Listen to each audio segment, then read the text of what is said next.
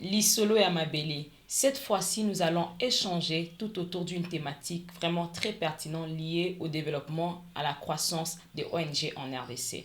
Alors, suivez-nous ensemble, Lisolo et Amabele. Alors, bonjour Madame Rebecca. Bonjour. J'espère que vous allez bien. Très bien, merci. Alors, qui est Madame Rebecca? Bonjour à tous. Je m'appelle Rebecca Mpoyi. Je suis écologiste de formation et aussi point focal Kinshasa et chargée de programme au sein de l'ONG RSF, qui est une organisation féministe basée à l'est de la RDC. Alors, aujourd'hui, nous allons découvrir ensemble avec vous l'ONG RSF. Alors, essayez un peu de nous faire comprendre c'est quoi l'ONG RSF. L'ONG RSF, c'est une organisation non gouvernementale créée depuis 2003 qui a pour but de garantir l'autonomisation économique, sociale et plurielle de la femme congolaise, surtout la femme qui se trouve dans la zone de l'Est et ici des familles à faible revenu ou de femmes qu'on appelle de femmes vulnérables. Alors déjà, ça nous pousse à poser la question, c'est quoi la réinsertion? Oui. Aujourd'hui, on en parle de plus en plus. On veut un peu connaître c'est quoi exactement qu'on parle de la réinsertion. Oui, en parlant de la réinsertion, on voit le personne ou une communauté ou même un groupe de personnes qui se sentent souvent à l'écart du système social, économique, éducatif, des personnes qui n'ont pas accès à ces privilèges. Alors, avec RSF, nous essayons de les insérer, qu'ils prennent part au développement communautaire et qu'ils se sentent intégrés dans la société congolaise. Alors, quelle a été, si on peut dire, la motivation ou le boost pour pouvoir créer ces ONG? Ah oui, l'ONG RSF n'a pas été créée sur un coup de tête ou juste par besoin de visibilité, mais ça a été créé pour un besoin quelconque. Déjà, l'ONG est créée depuis 2003, oui. Donc ça date de très Exactement. longtemps. On avait remarqué qu'avec l'instabilité politique, les guerres, des fois même des conflits civiques, des conflits de communauté, la femme de l'Est du Congo était vraiment marginalisée. Elle subissait tellement des injustices qui lui mettaient d'ailleurs hors du système éducatif. Elle n'avait pas le moyen d'aller à l'école, elle était exclue de la société. Quand tu n'es pas éduqué, tu ne peux pas occuper de poste ou avoir un travail qui paye très bien. C'était aussi un fait. Et aussi, il y avait celles qui avaient des troubles psychologiques suite à des viols, à tout ce qu'elles ont subi. Il y avait des maladies telles que les VIH qui se propageaient d'une vitesse incroyable vu qu'il n'y avait pas de sensibilisation. C'est ainsi que l'initiatrice ou la créatrice Bibi Shemunjo Takubutsonga, qui est à l'Est, que j'ai sali en passant, a eu l'idée. Bonjour maman. Elle a eu l'idée de mettre en place, de réunir ces femmes-là, parce que ces femmes font partie d'RSF. Elle dirige aussi avec RSF, c'est vraiment une organisation féministe. Elle a réuni ces femmes et elles ont décidé de créer cette structure pour pouvoir soulager la communauté des femmes à l'Est du Congo. En tout cas, courage à toutes les femmes de l'RSF et qui, en tout cas du jour au lendemain, produisent depuis 2023 des efforts énormes pour que ça avance. Depuis 2003. Depuis 2003. Aujourd'hui, 22 ans. Waouh, bravo. Alors, ça me pousse aussi à poser la question, quelle est la mission de l'RSF? Oui, la mission de l'RSF, c'est l'épanouissement pluriel de la femme congolaise. Okay. On veut arriver à cette société où la femme congolaise est vue, reconnue par son savoir-faire, par son apport. Elle contribue au développement du pays et elle est même un modèle de leadership. On veut voir la femme congolaise être un modèle de réussite, que ce soit dans les domaines de l'éducation, dans les domaines de l'activisme, dans les domaines de développement communautaire, qu'elle ait sa place.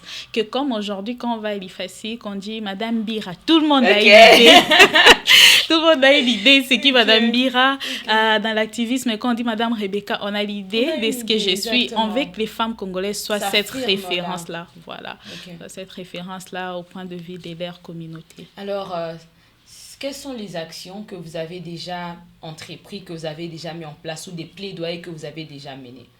Là, les actions sont énormes. Si on commençait à parler depuis 2003, mais parce que la réinsertion il y a aussi les catastrophes naturelles, tous ces éléments. Quand j'ai vu votre site, dans laquelle je vous demande aussi de visiter aussi les sites, c'est très enrichissant, il y a beaucoup d'éléments à l'intérieur.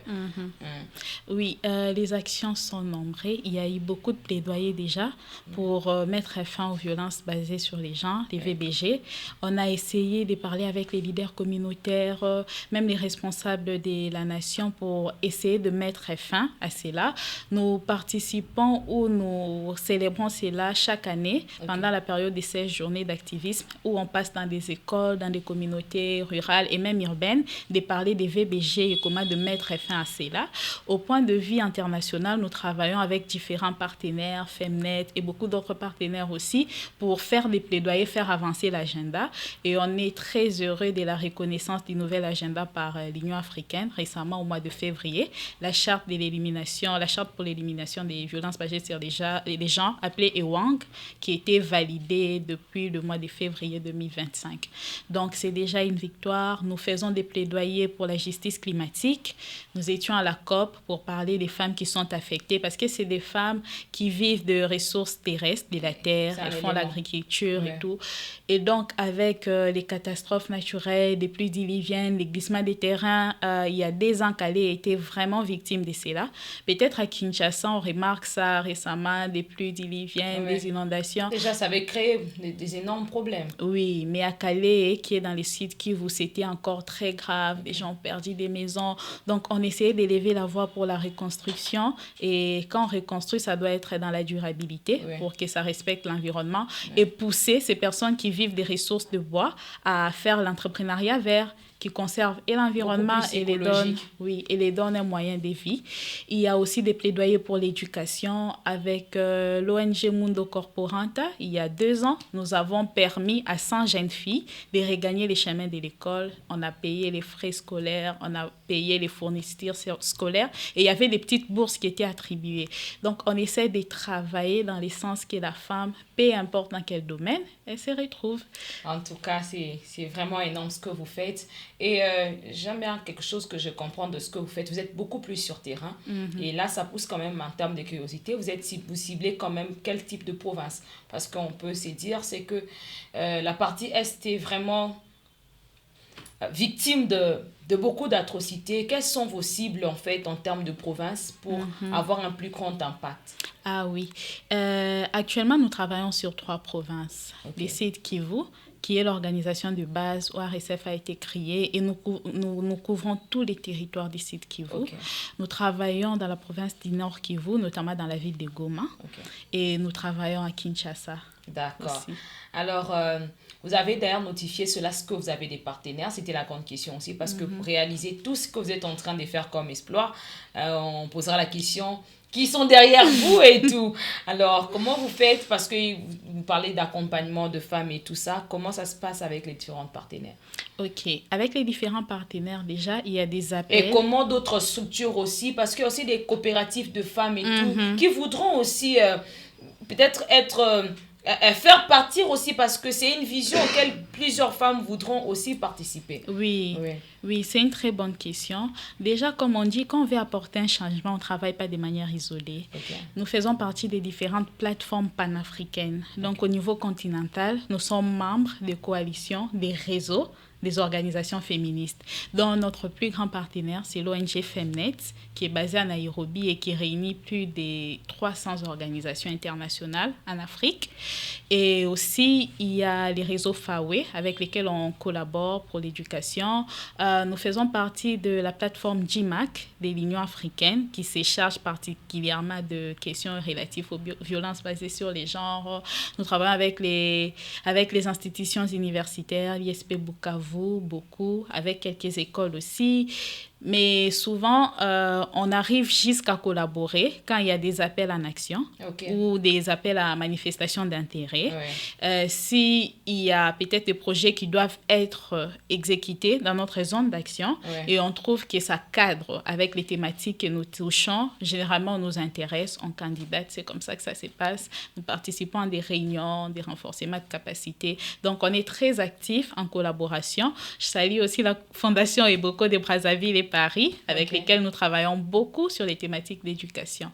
Donc, c'est un peu comme ça que ça se passe. Des Ok. fois, il y a des collaborations temporaires ou pour des campagnes. C'est comme ça que ça se Alors, passe. déjà, on est en train d'atterrir. L'une des dernières questions, peut-être l'avant-dernière question, c'est que euh, quels est ces messages-là que vous pouvez donner à ces jeunes filles, à ces femmes-là qui voudront bien intégrer peut-être une quelconque manière l'ONG parce qu'ils ont besoin peut-être des... Surtout avec tout ce qui se passe aujourd'hui à l'Est, il faut certains degrés de reconstruction et de réinsertion. Qu'est-ce que vous pouvez dire comme mot, comme appel à toutes ces femmes qui vous suivent maintenant? Oui, à toutes ces femmes qui me suivent ou qui nous suivent Oui. maintenant, j'aimerais qu'elles se posent la question sincèrement avec leur fort intérieur, qu'elles aient cette conversation, à savoir vraiment ce qu'elles aimeraient apporter comme changement sur terrain Wow. et comment elles pourraient les faire en intégrant RSF. Il ne faut pas que ça soit juste une intégration pour raison de fantaisie, mais il faut qu'il y ait cet appel, il faut qu'il y ait cette envie. Et pour apporter un travail communautaire comme ça, ce qui permet d'améliorer les vies des autres, je crois qu'il faut avoir certaines capacités ou certaines compétences pour pouvoir mener à bien le projet. Donc, vous êtes les bienvenus et apportez-nous votre savoir-faire pour qu'on puisse faire avancer la cause des femmes du Congo. Apportez-nous votre savoir-faire. Vous l'avez bien compris, apportez-nous votre savoir-faire. Chacune d'entre nous a quelque chose à donner pour cette nation. Et l'ONG RSF nous a fait comprendre combien c'est important que nous puissions bâtir ensemble cette République qui est la nôtre. Rendez-vous à la prochaine